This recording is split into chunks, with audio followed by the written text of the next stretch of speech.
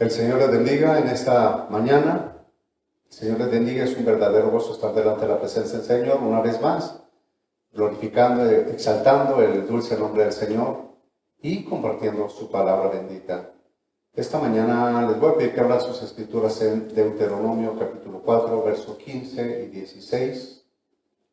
La palabra del Señor se lee en el nombre del Padre, y del Hijo, y del Espíritu Santo.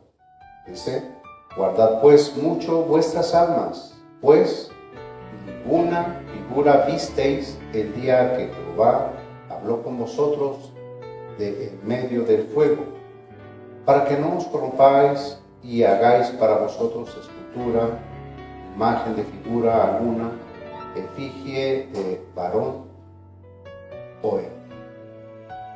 Hoy, a diferencia de otras ocasiones, quiero ponerme en manos del Señor orando. Padre, te doy gracias en esta mañana por la bendición de estar en este lugar. Mi deseo, Señor, más grande es exponer el mensaje de tu palabra. Mi deseo más grande, Señor, es también no herir susceptibilidades, sino hablar de tu palabra. Padre, prepara los corazones, prepara cada vida, cada pensamiento, y que sea tu palabra la que haga el efecto positivo, bendito, en cada vida y en cada corazón. Antes de iniciar, hermanos, el tema, quiero decirles que yo amo mucho el pueblo católico. Las más grandes bendiciones que he tenido ha sido de personas que aman al Señor. Quiero agradecer a través de este medio a mi hermana Tere, una mujer muy católica, que ama al Señor desde aquella trinchera, pero que no es religiosa, de verdad ama al Señor Jesucristo. A mi parecer está en el lugar equivocado, pero ella ama al Señor.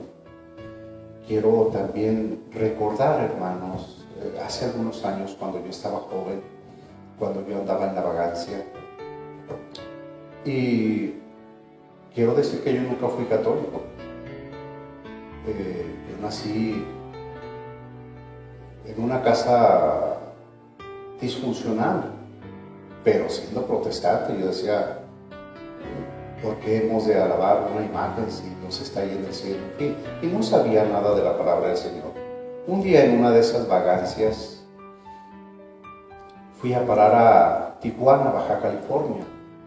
Duré como 20 días en poder cruzar a Estados Unidos. Bueno, mejor dicho, intentar cruzar a Estados Unidos. Fui a parar a la casa del migrante, con mis rodillas totalmente deshechas, con mi corazón quebrantado por tantos días sin comer. Y nos sientan en una mesa grande como para 30 personas, y de repente aparece una monja grosera, fea. A ver, todos, cierren sus ojos, pongan las manos así, vamos a rezar. Y al fondo de donde estaba la mesa estaba una imagen de la Virgen de Guadalupe, que ellos conocen así. Obviamente yo no pude hacer eso, seguí con los ojos abiertos. Esta monjita se regresa y dice: con que no eres católico, te levantas y te vas de aquí. Y yo iba dispuesto, con todo el dolor de mi corazón y con todo el hambre que traía, para levantarme e irme. Pero en eso me toma por detrás de los hombros una monjita gordita y dice con mucho amor: hijo, no le hagas caso, esa monjita está loca. ¿Tienes hambre? Come. Reza, ora, o en lo que tú creas, pero come. Tú necesitas estar alimentado. Y vi allí el amor de Dios a través de esa monjita. De tal manera que con justeza de razón me puedo decir que amo al pueblo católico. Pero es necesario que predique esta palabra, y lo hago de la manera más respetuosa, porque sé que muchos de los oyentes son católicos. La cita que nos lleva es Deuteronomio capítulo 4, verso 15 al 16. Guardad pues mucho vuestras almas, pues ninguna figura visteis el día que Jehová habló con vosotros de en medio del fuego, para que no os corrompáis y hagáis para vosotros escultura, imagen de figura alguna, efigie de varón o hembra. Y luego en el verso 25, hermanos, dice: cuando hayáis engendrado hijos y nietos y hayáis envejecido la tierra, si os corrompiereis e hiciereis escultura o imagen de cualquier cosa, e hiciereis lo malo ante los ojos de Jehová vuestro Dios, para enojarlo, y luego vienen las consecuencias. Pero nos pasamos luego aquí a Deuteronomio capítulo 4, verso 12. Y habló Jehová con vosotros en medio del fuego, oíste la voz de sus palabras, mas, a excepción de oír la voz, ninguna figura visteis. ¿Por qué la Escritura en todo el Antiguo Testamento enfatiza en señalar que Dios no permite escultura, imagen o efigies de nada o de cualquier cosa, como dice en el verso 25? Ya en el Nuevo Testamento, en Colosenses capítulo 1, verso 15, la cosa es un poquito diferente, y bueno, de ahí se toman algunas personas apologistas de catolicismo para decir: sí, mira, aquí habla de las imágenes. Si me acompañan, Colosenses capítulo 1, verso 15, dice, hablando de Jesús: Él es la imagen del Dios invisible, el primogénito de toda la creación, porque en Él fueron creadas todas las cosas, las que hay en los cielos y las que hay en la tierra, visibles e invisibles, sean tronos, sean dominios, sean principados, sean potestades. Todo fue creado por medio de Él y para Él. Y en el verso 15 dice: Él es la imagen del Dios invisible. Y bueno, de ahí se agarran nuestros hermanos católicos a decir: sí hay imágenes. Pero la verdad, hermanos, que cuando habla de la imagen de Dios representada en Jesús, habla de la imagen en cuanto a santidad. Efesios capítulo 4 nos habla en este sentido. Efesios 4, 24: y vestíos del nuevo hombre, creado según Dios, en la justicia y santidad de la verdad. El nuevo hombre es Cristo Jesús. El viejo hombre es Adán.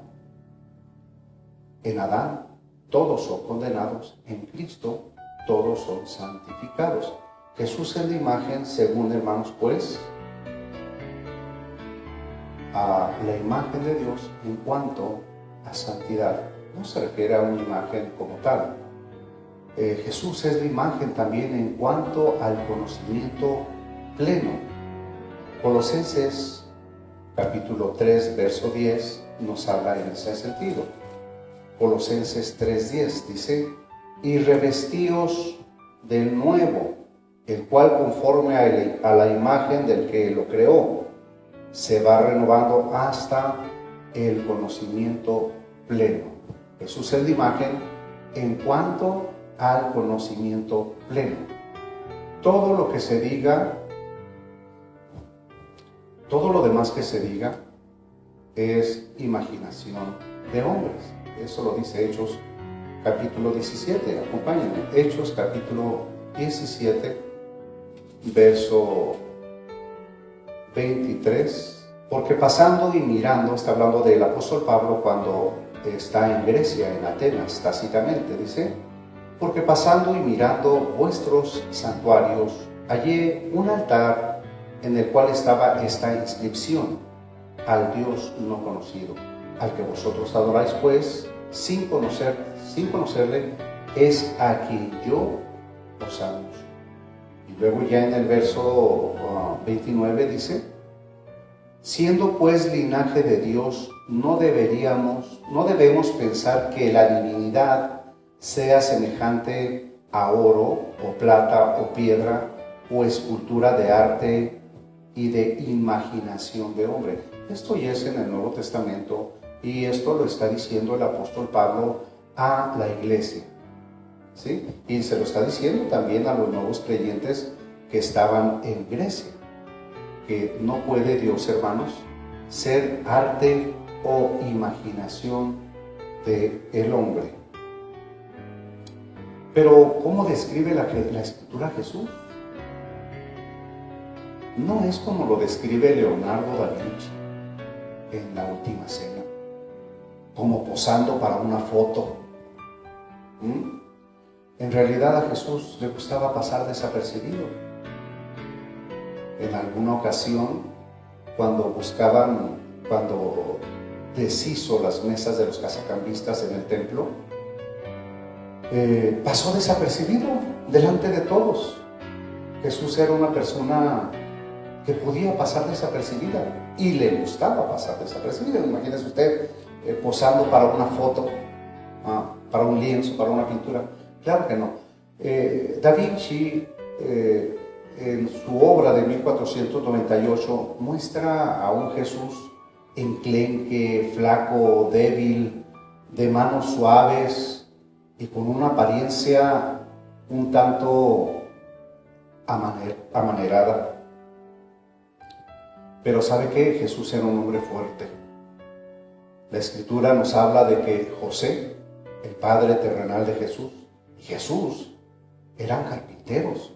Y en esos tiempos no existían los serruchos eléctricos, no existían los taladros, no existían los cepillos que en un segundo te alisan una madera. Era un trabajo verdaderamente para hombres y para hombres fuertes. Jesús caminaba de ciudad en ciudad, era un hombre fuerte, caminaba de ciudad, de pueblo en pueblo, y tenía una condición física envidiable. Jesús caminó varios kilómetros cargando una pesada cruz de más de 50 kilos. Yo no pudiera cargar un saco de cemento por 3 cuadras. Termino con el cuadril deshecho. Jesús, después de haber sido azotado, caminó con esa cruz por muchos kilómetros, siendo azotado, siendo vituperado, siendo escarnecido, hermanos, recibiendo escupitajos. Jesús era un hombre fuerte. Precisamente antes de llegar a esa cruz del Calvario, estando en ese juicio injusto que recibió, la Escritura dice que recibió 40 menos un azote, es decir, 39 azotes sobre su espalda, y cada uno de esos látigos tenía como metales que a la hora de que le pegaban le extraían cachos de carne. Y de eso nos habla Isaías 52, capítulo 13. Isaías capítulo 52, verso 13 y 14. Dice: He aquí mi siervo será prosperado, será engrandecido y exaltado, y será puesto muy en alto. ¿Cómo se asombraron de ti muchos, de tal manera que fue desfigurado de los hombres su parecer, y su hermosura más que la de los hijos de los hombres? Jesús fue desfigurado. Hoy día hay gente que con una cachetada tiene y se desmaya. Jesús fue desfigurado a golpes. Si usted se clava accidentalmente en un dedo, un cardo, uno solo, su dedo se va a inflamar totalmente, 4 veces tal vez el diámetro de lo que es hoy día su dedo. Al Señor Jesucristo le pusieron una corona de espinas, de cardos. Eso lo desfiguró totalmente de su cara. Entonces Jesús era un hombre fuerte. Y seguimos leyendo en Isaías 53, versos 5 y 7. Dice: Mas el herido fue por nuestras rebeliones, molido por nuestros pecados. El castigo de nuestra paz fue sobre él, y por su llaga fuimos nosotros curados. Todos nosotros nos descarriamos como ovejas, cada cual se apartó por su camino, mas Jehová cargó en él el pecado de todos nosotros. Angustiado él y afligido no abrió su boca. Como cordero fue llevado al matadero y como oveja delante de sus trasquiladores, enmudeció y no abrió su boca. Quiero hacer una pausa momentáneamente en el verso 6. Todos nosotros nos descarriamos como ovejas, cada cual se apartó por su camino, mas Jehová cargó en él el pecado de todos nosotros. Yo esta semana tuve una situación muy difícil al saber que varios seres amados míos estaban enfermos. Y yo me puse a orar en el altar: Padre, bendice a mi hermana, bendice a mi hermano, bendice a mi madre. Y mi corazón estaba bien y yo estaba confiando en el Señor. Pero era tanta la carga psicológica que llega el momento en que mi subconsciente simplemente me traiciona y mi subconsciente le empieza a decir a mi consciente: no tienes oxígeno. Y aunque estaba oxigenando bien, simplemente no podía con tanta carga. Toda esa carga del pecado suyo y del pecado mío lo llevó nuestro Señor en la cruz del Calvario. Nuestro Señor era un hombre sumamente fuerte. ¿Por qué la descripción bíblica dista pues tanto de la imaginación del hombre? ¿Por qué? Vamos a leer qué nos dice Romanos capítulo 1, verso 18. Dice: porque la ira de Dios se revela desde el cielo contra toda impiedad e injusticia de los hombres que detienen con injusticia la verdad, porque lo que de Dios se conoce les es manifiesto, pues Dios se los manifestó. Porque las cosas invisibles de Él, su eterno poder y deidad, se hacen claramente visibles desde la creación del mundo, siendo entendidas por medio de las cosas hechas, de modo que no tienen excusa, pues habiendo conocido a Dios, no le glorificaron como a Dios ni le dieron gracias, sino que se envanecieron en sus razonamientos y su necio corazón fue entenebrecido. Profesando ser sabios, se hicieron necios y cambiaron la gloria del Dios incorruptible en semejanza de hombre corruptible, de aves, de cuadrúpedos y de reptiles. Por lo cual también Dios los entregó a la inmundicia en las concupiscencias de sus corazones, de modo que deshonraron entre sí sus propios cuerpos, ya que cambiaron la verdad de Dios por la mentira, honrando y dando culto a las criaturas antes que al Creador, el cual es bendito por los siglos. Amén. La pregunta era: ¿por qué la descripción bíblica dista tanto de la imaginación del hombre? Porque dice el verso 22, profesando ser sabios, se hicieron necios. Verso 23, y cambiaron la gloria de Dios incorruptible en semejanza de imagen de hombre corruptible, de aves, de cuadrúpedos y de reptiles. ¿Por qué pintan a Jesús con el cabello largo? ¿Por qué? Porque suponen que era nazareo. En Números capítulo 6, verso 1 al 6, nos habla de cuáles eran los requisitos para los nazareos.